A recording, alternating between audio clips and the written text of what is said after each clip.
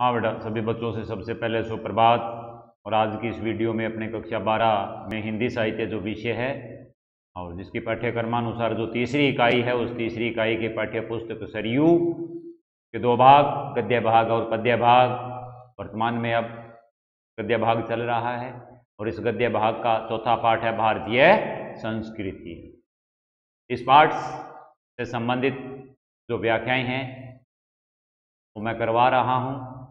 अब मेरा सभी बच्चों से आग्रह रहेगा कि वह अपनी पाठ्य पुस्तक सरयू निकाल करके और उसके गद्य भाग का चौथा पाठ है भारतीय संस्कृति, पृष्ठ संख्या 83। यहां पर आए बेटा, और यहां जो नीचे वाला पैरा है इसमें नीचे से 8वीं लाइन पर आ जाइए बेटा। नीचे से गिन करके 8वीं लाइन पर आ जाइए। यहां से हम पढ़ना शुरू करेंगे। तो इससे पूर्व चल रही थी बात बेटा, श्री को रचनाकार ने एक अद्भुत अवधूत बताया, और एक अद्भुत जो अवधूत होता है, वैरागी जो होता है, सन्यासी जो होता है, जो एक सच्चा कर्म योगी बनता है, उसके पास मूल जो चीज होती है वो होती है अनासक्ति। तो कुल मिलाकर के व्याख्यात्मक तरीके से लेखक ने शीश के पेड़ के माध्यम से, इसके फूलों के माध्यम से बात अपनी रखी है, और इन सब के पीछे अनासक्ति का होना जरूरी है बेटा। पकड़ होना, मस्त होना, इसके लिए अनासक्ति का होना जरूरी है। तो रचनाकार की बात चल रही थी कि संसार में अवधूतों के मुंह से ही संसार की सबसे सरस रचनाएं हैं निकली है बेटा।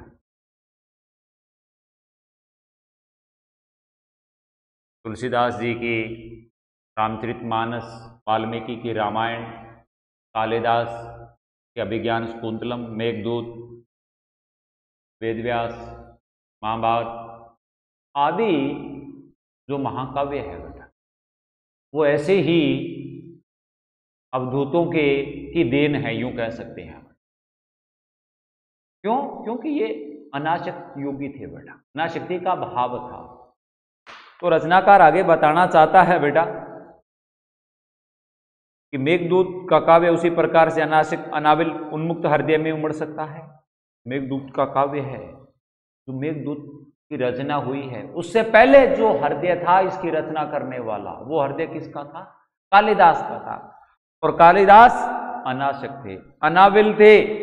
अनाविल, कोई विल, कोई मैल नहीं था, स्वच्छ था, निर्मल थे बेटा। उन्मुक्त, स्वतंत्र हृदय में उमड़ सकता, ऐसा हृदय था उनके पास, तभी तो ऐसी रचना उनके भीतर उमड़ी, जो कभी अनासक्त नहीं रह सकता। तो रचनाकार अनासक्त, अनासक्त का मतलब है बेटा राग, द्वेष, नफरत, घृणा, सुख दुख की अनुभूति आदि करना, इन सब से परे होना, दूर होना बेटा, यही अनासक्ति बेटा। संसारी मोह का त्याग कर देना बेटा। तो जो कभी अनासक्त नहीं रह सकता वह फक्कड़ नहीं बन सकता। फक्कड़ होना जरूरी है एक सन्यासी के लिए, और फक्कड़ वही होगा जो अनासक्त होगा। अगर अनासक्ति का भाव नहीं है तो वो फक्कड़ भी नहीं है। जो कि एक राय का लेखा जोखा मिलाने में उलझ गया, वह भी क्या कवि है। एक राय के, अरे जो व्यक्तिगत जीवन की जोड़ तोड़ के अंदर लग गया है, व्यक्तिगत जीवन के सुख दुखों को की गणना करने में लग गया है, वो रचनाकार नहीं हो सकता। एक उच्च कोटि, एक महान रचनाकार के लिए जरूरी है बेटा अनासक्ति का भाव। और जिस रचनाकार के हृदय में अनासक्ति का भाव होगा, या जो रचनाकार अनासक्त होगा, उसके हृदय से जो रचना प्रस्फुटित होगी, बाहर निकलेगी, निश्चित रूप से वो कालजयी होगी। ऐसा हृदय किसका था बेटा? ये वो वाल्मीकि है, ये तुलसीदास है, वेदव्यास है, या फिर कालिदास है। अब देख लीजिए बेटा, इनके द्वारा, इनके हृदय से प्रस्फुटित हुई जितनी भी रचनाएं हैं वो कालजयी है बेटा, सर्वव्यापक है अपने आप के, सार्वभौमिक है वो रचनाएं अपने आप में। तो एक रचनाकार के लिए अनासक्ति का होना जरूरी है। आज के युग के रचनाकारों को यह संदेश है रचनाकार का, अबू गुलाब राय का, कि सच्चा उच्च कोटि का महान रचनाकार यदि आप बनना चाहते हो तो अनासक्ति का भाव अपनाओ, अनासक्त बनो आप। जब तक आप अनासक्त नहीं बनोगे तब तक आप रचनाकार नहीं बन सकते, कवि नहीं बन सकते। वह भी क्या कवि है, कहते हैं कर्नाट राज की प्रिया विज्जिका देवी ने गर्वपूर्वक कहा था एक कवि ब्रह्मा थे। कर्नाट राज की प्रिया मतलब किससे हैं, कर्नाटक राज्य से। उसकी राज्य की प्रिया रानी विज्जिका देवी थी, उसने गर्व के साथ ये बात कही थी। संसार के अंदर उसने सही मायने में उसकी दृष्टि के अंदर जो रचनाकार है, जो अनाशक थे और उनके हृदय से सार्वभौमिक कालजयी रचनाएं निकली है, जिनमें पहले नाम किसका लिए, ब्रह्मा। वेदों की उत्पत्ति हुई बेटा, वाल्मीकि रामायण, वेदव्यास रामचरितमानस। एक ने वेदों को, दूसरे ने रामायण और तीसरे ने व्यास जी ने महाभारत की रचना की बेटा। इनके अतिरिक्त और कोई यदि कवि होने का दावा करे तो मैं कर्नाट राज की प्यारी रानी उसके सिर पर अपना बायां चरण रखूं। मतलब एक तरह उसकी चेतावनी है बेटा, सच्चे महान उच्च कोटि के रचनाकार इस संसार के अंदर, सार्वभौमिक व कालजयी को रचनाकार अगर इस संसार में पैदा हुए हैं तो उनमें ब्रह्मा, फिर उसके बाद में वाल्मीकि और फिर उसके बाद में व्यास जी का नाम लिया। इसके अलावा इस उदाहरण से यह सिद्ध होता है कि इनके बराबर का, इनके समान कोई और रचनाकार नहीं हुआ है। युगों के युग बीत जाएंगे, सदियां बीत जाएंगी बेटा, लेकिन इनका रचनात्मक कार्य है या साहित्य जगत को जो रचना इन्होंने दी है वो कभी भी नहीं मिटेगी, वो अजर अमर है अपने आप में। तो वो कह रही अपना बायां पैर चरण उसके ऊपर रखती हूं। ये संस्कृति में लिखा है बेटा, तेसा मूर्घिन ददामी वाम चरण कर्नाट राजप्रिया, यानी यहाँ की जो राजकुमारी है वो इनके अलावा और कोई कवि होने का दावा करे तो मैं कर्नाटक राज्य की प्यारी रानी उसके सिर पर अपना बायां चरण रखती हूं। मैं जानता हूं इस उपालम से दुनिया का कोई कवि हारा नहीं है। ये एक उलाना है। इस उदाहरण के द्वारा बाबू गुलाब राय ने आधुनिक काल के रचनाकार जो है कवि है बेटा, उनको उपालम दिया है, उलाना दिया है। हालांकि रचनाकार मानते हैं कि कोई कवि इस उपालम से कोई हारा नहीं है, पर इसका मतलब यह नहीं कि कोई लज्जाए नहीं तो उसे डांटा नहीं। हाँ, हारे नहीं है, लज्जाए हैं, उनको डांटा गया, उनको चेताया गया है, उनको सावधान किया गया है, चेतावनी दी गई है उनको।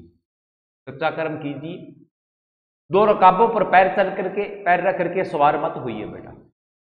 आजकल के साहित्यकार क्या कर रहे हैं, साहित्य जगत के साथ साथ राजनीति का भी संरक्षण प्राप्त कर रही है। अब एक तरफ साहित्यकार, दूसरी तरफ राजनीति। नहीं, एक म्यान में दो तलवार नहीं समा सकती। दो रकाबों पर पैर रख करके इस तरह से नहीं चला जा सकता, सवारी नहीं की जा सकती। मतलब या तो आप सच्चे मन से साहित्य की सेवा कीजिए या फिर इसका त्याग करके आप राजनीति के द्वारा समाज की सेवा कीजिए। कि दोगलापन नहीं चलेगा, लजाए डांटा न जाए। पर मैं कहता हूं कवि बनना है मेरे दोस्तों तो फक्कड़ बनो। इसलिए अनाशक्ति पर ज्यादा बल दिया है रचनाकार ने, बाबू गुलाब राय ने, एक सच्चे रचनाकार के लिए। और अनाशक्ति से पहले आपके भीतर कौन सा भाव होना चाहिए, फक्कड़, फकीर का, फक्कड़ मस्त मोला बनने का बेटा। दुनियादारी से, मोह माया से, घर गृहस्थी से, सांसारिक सामाजिक बंधनों से मुक्त परे, बस अपनी मस्ती, अपनी खुमारी, अपनी धुन, अपनी लगन, अपनी लो के अंदर अपने आप को लगनशील कर देना बेटा। ये फक्कड़ है, ये गुण है, यही फक्कड़पन है बेटा। जो ऐसा करता है, जो इस तरह से जीवन यापन करता है या संसार में रहता है, वास्तव में वो क्या है, फक्कड़ है बेटा। तो फक्कड़ बनो, सीरीज की मस्ती की ओर देखो, प्रेरणा ले लो। वो अपनी मस्ती जैसे फक्कड़ होता है, अपनी मस्ती, अपनी खुमारी, अपनी उस खुमारी के अंदर मदहोश बना रहता है। ये प्रेरणा आप प्रत्यक्ष रूप से सीरीज के पेड़ से ले सकते हो। विषम हालात, विषम परिस्थितियों के अंदर प्रचंड गर्मी पड़ती है, लू चलती है, मई जून का महीना होता है, संपूर्ण धरती है वो निर्धूम अग्नि का कुंड बन जाती है। तो भी ये बड़ा मस्त पकड़ बना रहता है, हरा भरा और सरस बना रहता है। और हरा भरा सरस बनने के लिए इसको भी तो आवश्यक तत्व चाहिए, और वो आवश्यक तत्व के बगैर तो ये रह नहीं सकता। लेकिन वो आवश्यक तत्व कहां से लाता है? इन विषम हालातों में से लेकर के यार।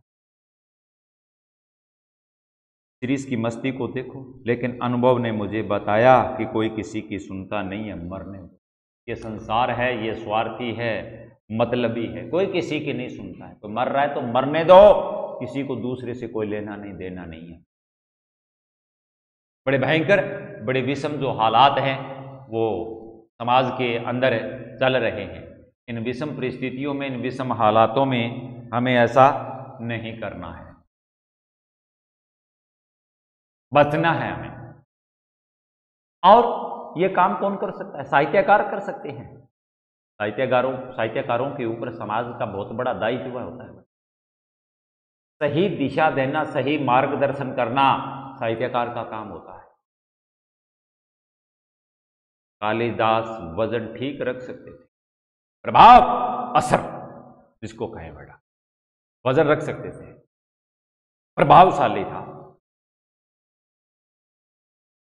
क्योंकि वे अनासक्त योगी की स्थित प्रज्ञता और विदग्ध प्रेमी का हृदय पा चुके। ध्यान देना बेटा इन शब्दों के ऊपर। बाबू गुलाब राय ने यह बताया है बेटा, प्रभाव पर था उनका। कालिदास वजन ठीक रख सकते थे, प्रभाव अच्छा पैदा कर सकते थे, डाल सकते थे, क्योंकि वे अनासक्त। पहली बात, मेघदूत, अभिज्ञान शाकुंतलम जैसी कालजयी सार्वभौमिक जो रचनाएं उनके भीतर से निकली है बेटा, प्रस्फुटित हुई है। क्यों ही है? क्योंकि वो अनासक्त योगी थे बेटा, अनासक्ति का भाव था उनके भीतर। इसके अलावा स्थित प्रज्ञता, स्थिर प्रज्ञता, स्थिर प्रज्ञता, प्रज्ञा का मतलब होता है बेटा बुद्धि। मतलब अब वो सुख दुख राग विराग इन सब से वो विचलित नहीं होते थे। स्थिरता थी बुद्धि की तरह से, संयम था, संयम जिसको कहें। स्थिर प्रज्ञता मतलब संयम। और विदग्ध प्रेमी, विदग्ध प्रेमी अच्छी तरह से तपा हुआ प्रेमी, अच्छी तरह से तपा हुआ मंजा हुआ प्रेमी का हृदय पा चुके थे। अब कालिदास साहित्य जगत में सबसे ज्यादा प्रभावशाली क्यों सिद्ध हुए हैं? उसके पीछे तीन कारण बेटा। पहला अनासक्ति का भाव, दूसरा स्थिर प्रज्ञता, और तीसरा विदग्ध प्रेमी, जिसका मतलब है अच्छी तरह से तपा हुआ प्रेमी, मंजा हुआ प्रेमी। ये एक उच्च कोटि के प्रेमी के लिए आवश्यक है, तो वो इनके अंदर थे बेटा, इसीलिए इनका सबसे सशक्त प्रभाव था बेटा। कवि होने से क्या होता है? केवल मात्र कवि बनने से कुछ नहीं होता। एक बाहरी कवि, एक भीतर का कवि। अगर भीतर का कवि बनना है तो उसके लिए भीतर का वैसा हृदय तैयार करना पड़ेगा आपको। सामान्य साधारण कवि कोई भी हो सकता है बेटा, जैसे मैं भी छंद बना लेता हूं, तुक जोड़ लेता हूं। साधारणतः यही होता है, रचना करते समय कवि यही करता है, तुकबंदी करता है, छंद बना लेता है। कालिदास भी ये काम कालिदास भी करते थे, वो भी छंद बनाते थे, तुक जोड़ते थे, तुक भी जोड़ ही सकते होंगे। इसलिए हम दोनों की श्रेणी की, इसलिए हम दोनों एक श्रेणी के नहीं हो जाते। लेकिन इसका मतलब ये नहीं है जिस प्रकार से मैं तुकबंदी करता हूं वैसे कालिदास कर रही हैं, जिस प्रकार से मैं छंद बनाता हूं वैसे कालिदास भी बना रही। इसका मतलब है मैं और कालिदास एक ही है, कोई अंतर नहीं। मैंने भी आपको बताया बेटा, बाहरी कवि का जो व्यक्तित्व होता है उसके साथ साथ भीतर का कवि का हृदय होना जरूरी है, अंदर का व्यक्तित्व भी वैसा होना जरूरी। अब कालिदास में क्या थे? अंदर के व्यक्तित्व के गुण थे। वो क्या थे? विदग्ध प्रेमी, स्थिर प्रज्ञता और अनासक्त योगी। अगर ये तीनों गुण आपके भीतर है तो निश्चित रूप से आप अनासक्त योगी हो, सन्यासी हो, और आपके हृदय से जो रचना प्रस्फुटित होगी वो वास्तव में कालजयी होगी, सर्वव्यापक होगी, सार्वभौमिक होगी, और वो प्रभावशाली होगी। जैसे कालिदास के लिए कहा जाता है कालिदास वजन ठीक रखते हैं, तो आपके लिए भी ये बात कही जा सकती है, युक्ति आपके संदर्भ में भी पढ़ी जा सकती है कि आप भी वजन ठीक रखते हैं। तो ये सब बातें हो रही है बेटा, ध्यान देना, ये आधुनिक युग के रचनाकारों को चेताया जा रहा है, सावधान किया जा रहा है, उनको प्रेरणा दी जा रही है। रचनाकार सामान्य रचनाकार बनने से कुछ नहीं होगा। अगर रचनाकार बनना है उसको मूर्त रूप दीजिए। असली आप जैसे कालिदास थे, कालिदास का उदाहरण रख करके और आज के युग के रचनाकारों को समझाया जा रहा है। इसलिए हम दोनों एक श्रेणी के नहीं हो सकते। पुराने सहृदय ने किसी ऐसे ही दावेदार को फटकारते हुए कहा था, वयमपि कवये कवये कवयस्ते कालिदासाद्य। मतलब पुराने सहृदय ने प्रकार का कोई संवेदनशील रचनाकार ने ऐसे ही दावेदारों, आज के युग के जो दावेदार है, ऐसे साधारण जो कवि थे, उनको फटकार लगाते हुए ये बात कही थी, वयमपि कवय कवये कवयस्ते कालिदास। उमर आदि से कुछ नहीं होता बेटा। असल के अंदर जो कवि है, वास्तविक कवि है, वो कौन है? कालिदास ही है। मैं तो मुग्ध और विस्मय विमूढ़ होकर कालिदास के एक एक श्लोक को देखकर हैरान हो जाता हूं। मैं तो मुग्ध मंत्र मुग्ध।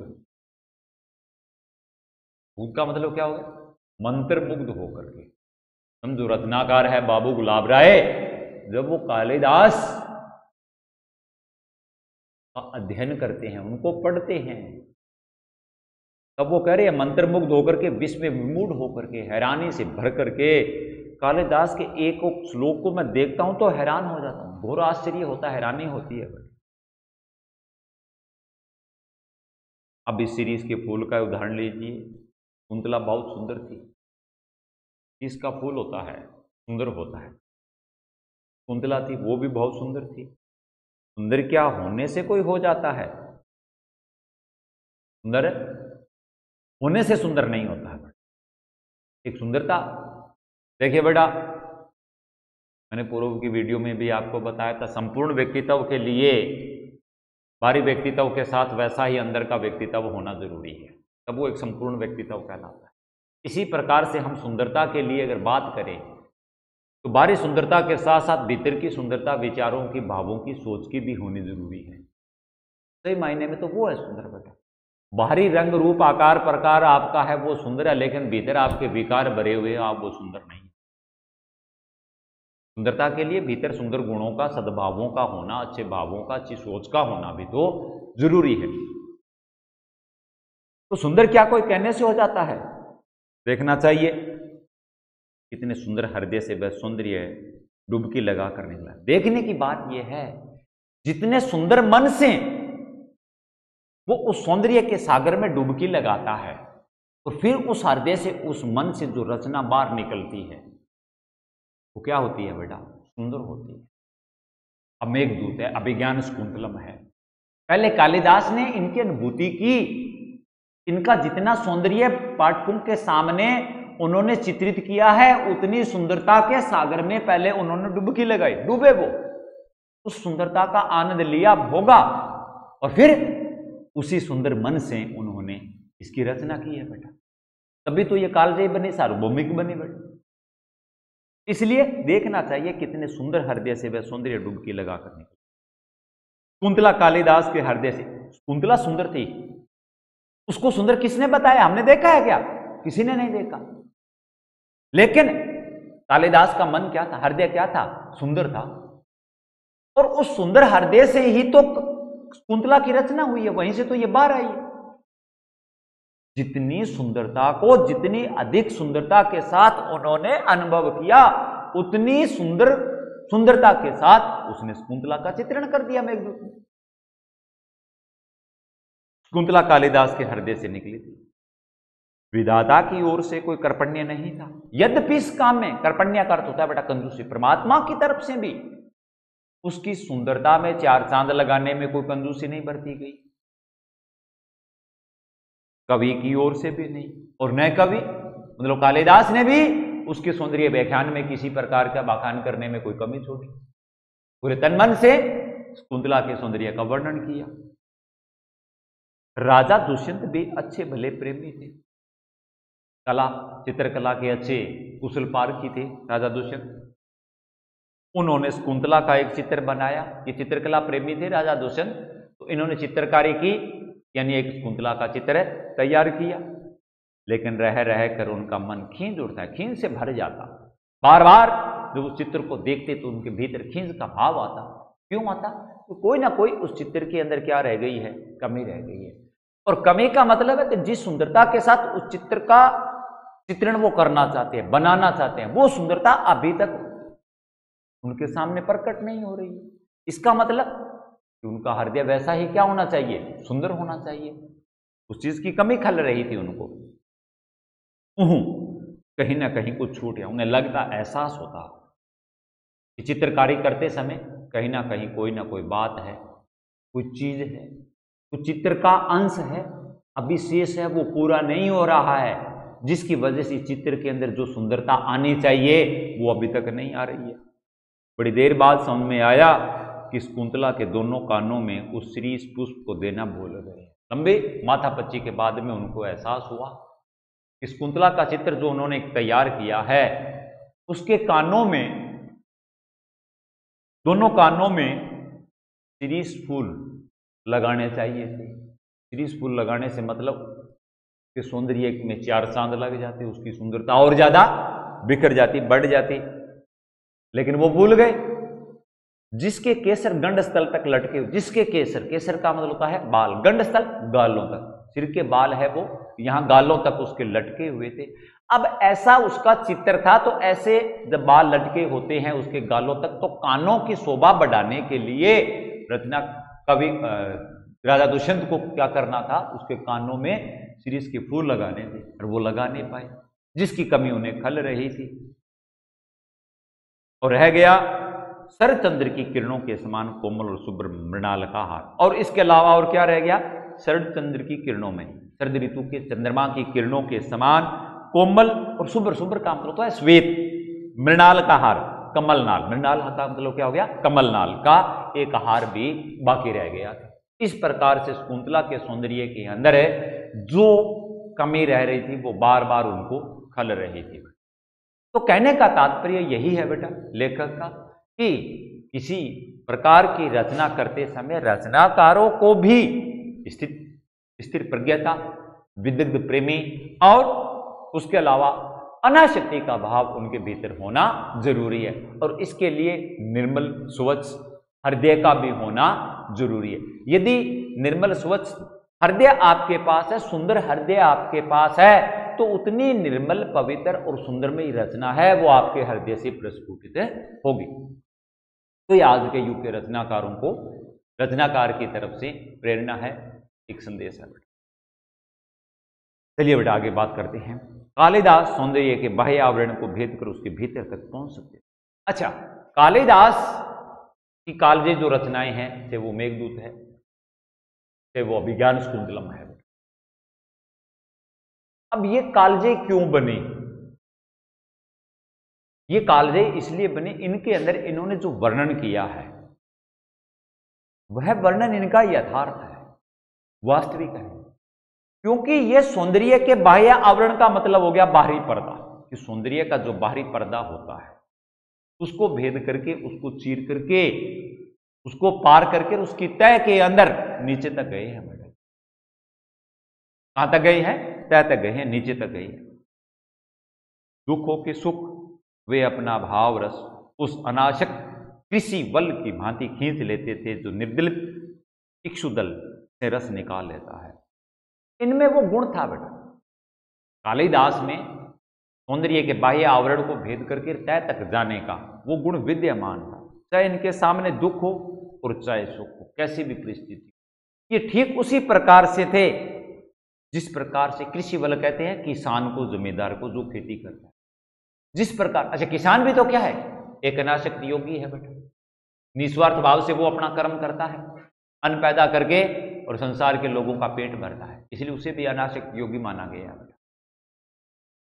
तो जिस प्रकार कालिदास किसके समान थे? उस अनासक्त किसान के समान थे, जो क्या करता था, जो अच्छी तरह से निर्दलित, निर्दलित का मतलब हो गया मतलब अच्छी तरह से, इक्षुदंड, इक्षुदंड किसको कहते हैं, गन्ने को, जो गन्ने में से अच्छी तरह से क्या कर लेता है, रस को निकाल लेता है, सार उसका निकाल लेता है, उसमें दम है, सार है, रस है, वो निकाल लेती है। ठीक इसी प्रकार से कालिदास भी सौंदर्य के बाह्य आवरण को भेद करके उसकी तह में जाकर के और उसके भीतर जो रस था, जो आनंद था सौंदर्य का, उसको वो निकाल लेते थे। ये गुण उनके पास था कालिदास, इसीलिए कालिदास क्या थे, महान थे। क्यों, वे अनासक्त योगी थे बेटा। उनकी महानता का कारण कि वे अनासक्त योगी थे। कुछ इस श्रेणी के ना, अगर आधुनिक युग में बाबू गुलाब राय कह रहे इस प्रकार की जो अनासक्ति है वो आज वर्तमान युग के अंदर अगर हमें साहित्य जगत में नजर कहीं आती है तो उनमें सबसे पहले नाम लिया जा सकता है किसका, सुमित्रा नंदन का, प्रकृति के सुकुमार कवि माने जाते हैं। इसके बाद में दूसरा नाम आता है गुरुवर रविंद्रनाथ ठाकुर का, ये भी अनासक्त योगी थे। एक जगह उन्होंने लिखा कि राज्य उद्यान का सिंह द्वार कितना ही अब्रभेदी क्यों न हो। रविंद्रनाथ ने एक जगह लिखा था, राज्य द्वार, राज्य का मुख्य है द्वार, कुछ रियासत है, राज्य है, उसका मुख्य द्वार जो होता है, गांव शहर का जैसे मुख्य द्वार होता है उसी तरह से राज्य का अगर कोई मुख्य द्वार है तो मुख्य द्वार राज्य उद्यान का, राज्य के उद्यान का सिंह द्वार कितने अब्रभेदी, अब्रभेदी का हो गया गगनचुंबी, आसमान को स्पर्श करने वाला, कितना ही ऊंचा क्यों न हो, उसकी शिल्प कला कितनी सुंदर क्यों न हो, बारी साज सज्जा सुंदरता, उसकी बनावट आदि जो भी है बेटा वो कितनी सुंदर क्यों न हो, वह यह नहीं कहता कि हम में आकर सारा रास्ता समाप्त हो गया। वो सिंह द्वार, उसकी सुंदरता, वो ये नहीं कहती कि सारी ऊंचाई मेरे अंदर आ गई है, और उसकी शिल्पकला वो ये नहीं कहती कि संसार की शिल्पकला की सारी सुंदरता मेरे भीतर आ गई है, वो ये बात कभी नहीं कहती। राज्य उद्यान का सिंह द्वार कितना ही अब्रभेदी गगनचुंबी क्यों न हो, उसकी शिल्पकला कितनी ही सुंदर क्यों न हो, वह यह नहीं कहता कि हम में आकर सारा रास्ता, मतलब रास्ता कौन सा, ऊंचाई का, इससे ऊंचाई नहीं है, नहीं, शिल्पकला यानी सुंदरता, जिस शिल्पकला की तरफ से के द्वारा उसकी जो सुंदरता तैयार की गई है वो कि सारी सुंदरता आ गई है, सारी ऊंचाई नहीं, वो नहीं, वो तो केवल और केवल है कला प्रेमियों की क्या है, शुरुआत है। असल गंतव्य स्थान उसे अतिक्रमण करने के बाद में, असल गंतव्य स्थान पहुंचने की जगह पहुंचने का अतिक्रमण, उस चीज को, उस स्थान को क्या करना होगा, पार। ऊंचाई का मतलब, गगनचुंबी का मतलब हो गया कि जो ऊंचाई है वो तो यहां से शुरू होती है, और शिल्पकला ये कहते हैं कि सुंदरता की शुरुआत यहां से हो रही है, आगे की ऊंचाई, आगे की सुंदरता है वो तो इनके बाद की बात है, यहां से शुरू हो रही है। यही बताना उसका कर्तव्य है, दूसरों के लिए प्रेरणा है, संदेश है कि यहां से ऊंचाई शुरू, ये ऊंचाई का अंत नहीं है, ये सुंदरता का अंत नहीं है, यहां से ऊंचाई की शुरुआत है, यहां से सुंदरता की शुरुआत है। फूल हो या पेड़ वह अपने आप में समाप्त नहीं है, चाहे फूल हो इस संदर्भ के अंदर, चाहे पेड़ हो, उनकी ऊंचाई, उनकी सुंदरता अपने आप में समाप्त नहीं है, वह किसी अन्य वस्तु को दिखाने के लिए उठी उंगली एक इशारा है, संकेत है, दूसरों के लिए वो क्या है, संकेत है, एक मात्र है, इशारा है, यानी दूसरों के लिए प्रेरणा है बेटा। चलिए बेटा, शेष पाठ है वो अपने अगली वीडियो के अंदर पढ़ेंगे, तब तक के लिए धन्यवाद।